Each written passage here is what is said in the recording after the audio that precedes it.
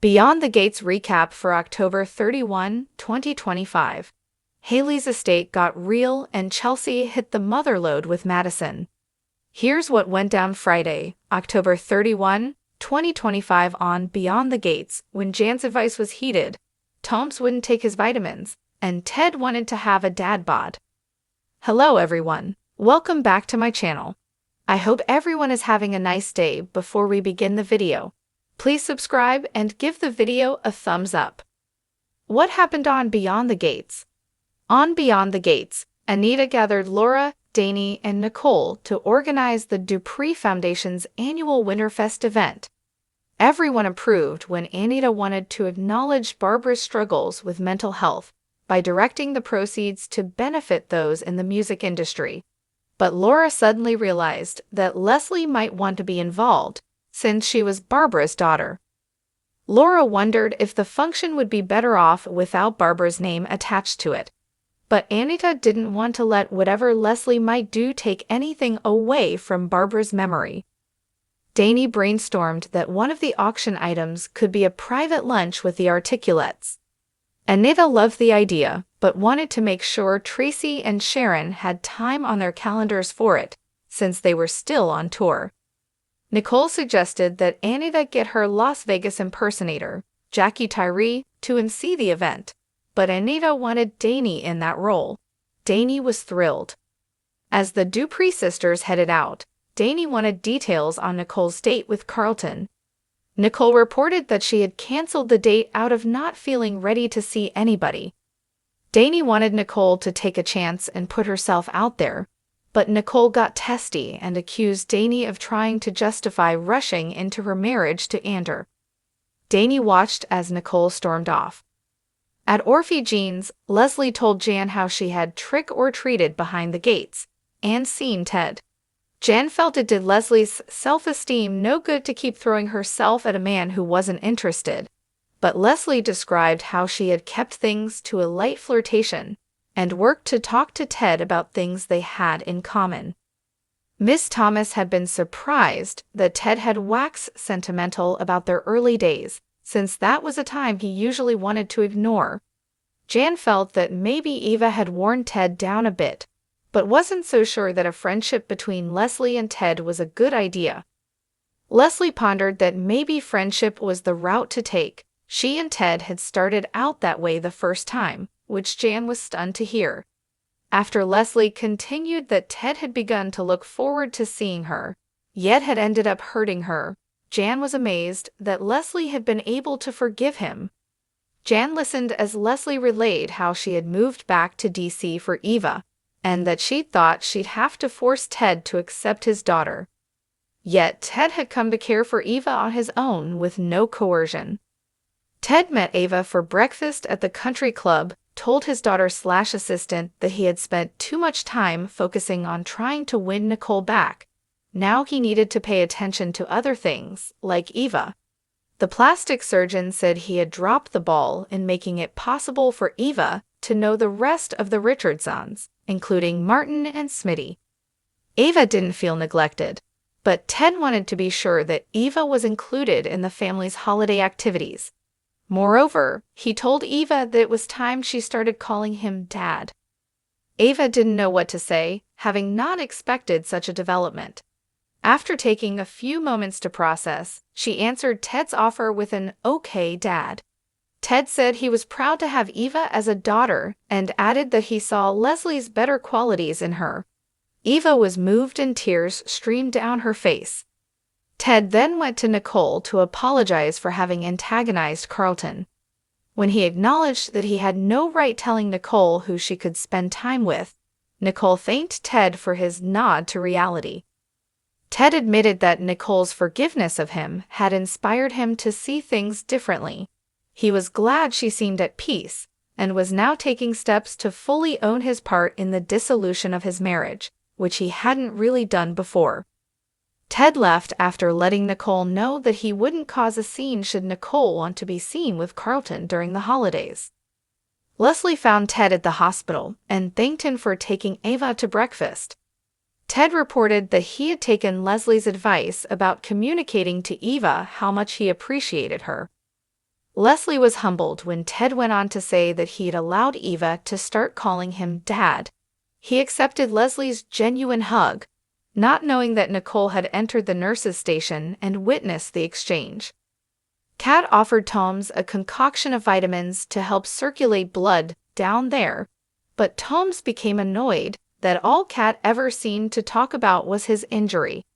He reported that he was recovering well. He also sympathized with Kat feeling bad about causing the contusion. He just needed Kat to let it go. Since the condition was temporary, Kat agreed. Chelsea and Madison came upon the couple, with Chelsea asking Toms, "How's it hanging?" Toms wasn't thrilled that Kat's cousin knew about the state of his genitals. After he left, Madison took Chelsea to task for not respecting Toms's privacy. Chelsea told the confused Kat that Madison was upset with her for interfering between her and her mother, and Madison explained the problem that her spiritualist mom, Willow, was throwing crackpot cures at her and implying Madison's medical approval online. Kat rolled her eyes to hear that Chelsea had called Willow and introduced herself. Chelsea said Willow had seemed nice and had even offered to do up a birth chart for her. Madison labeled Willow's friendliness as a recruitment tactic, so she'd have someone to help wear Madison down. The neurologist accused Chelsea of wanting to be the one to save the day and bemoaned that Chelsea just didn't get it, after which she departed. "Girl, you're bombing worse than I did with Tom's, less than Kat ticked." Nicole saw Madison at her office door, asking if it was too early to yell at Chelsea. Madison was trying to be respectful of Chelsea's kidnapping ordeal and its resultant PTSD, but at the same time, she was finding her partner exasperating. Nicole got the scoop about Willow and advised Madison that, while it was wonderful that Madison was being sensitive to Chelsea, it wasn't healthy for Madison or the relationship to stuff down her emotions and needs. Madison was grateful for the perspective. Kat sided with Madison, asking Chelsea how she'd have felt if Kat had gone to Danny to talk about Chelsea wanting to quit modeling before she was ready to address it. Chelsea tried to play off the comparison, but Kat knew that Chelsea would have been furious. Realizing that Madison had a point, Chelsea saw the vitamins that Kat had tried to give Toms and understood why the gift had been a turn-off. "You waited all your life for sex, now you can't wait a week," Chelsea asked her cousin. Kat denied that she was trying to use sex to keep Toms, but copped to feeling pressure about it. Chelsea exhorted Kat to give Toms the time he needed to recover, certain that Toms would be back to his old self in no time. Toms ran into Eva at the country club on his way to meet a client. A real one, he specified, not Leslie pretending to be one. Eva had heard about Tom's injury, which irritated him. Eva said she was impressed that Kat had learned so quickly. Toms noted that Leslie had stopped trying to set him up with Eva and figured that Eva going out with someone new had helped. Eva didn't know what Toms was talking about until he said that Kat had mentioned seeing her with Isaiah. Frustrated, Eva said she had only just met Isaiah moments before and felt that Kat needed to mind her own business. Besides, she and Isaiah weren't dating. Toms was relieved, since Isaiah was family to the cop who had tried to put Leslie in jail. Eva's eyes widened to hear that Isaiah was Jacob's brother. Hayley browsed beach homes and street barts on her laptop, only to be startled when Bill caught her. Bill thought Hayley looked guilty. Hayley made it sound like she was merely dreaming over potential vacation spots. When Bill said he had been to the Caribbean island, Hayley assumed he had traveled there with Danny.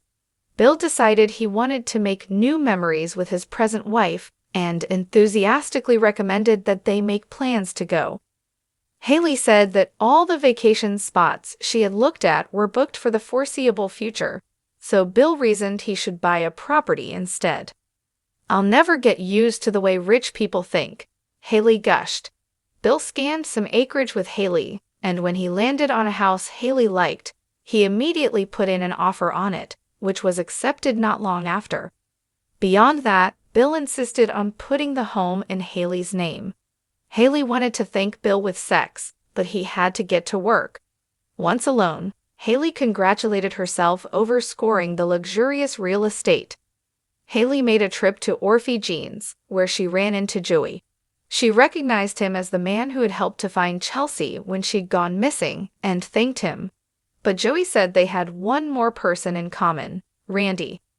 Hayley balked, even though Joey recounted how Hayley had been seen on security footage going into the casino when Randy was the only one there. As Hayley got angry, threatening to sue Joey and Randy, which Hayley claimed wasn't the name the man had given her, for spreading sick rumors, Joey knowingly revealed that he was aware Hayley was cheating on Bill with Randy. Bursting into laughter, Hayley asked, "Have you seen my husband?" The only man she knew at the casino was a fellow named Sammy, and she had gone there to thank him for aiding her when she'd suffered her miscarriage.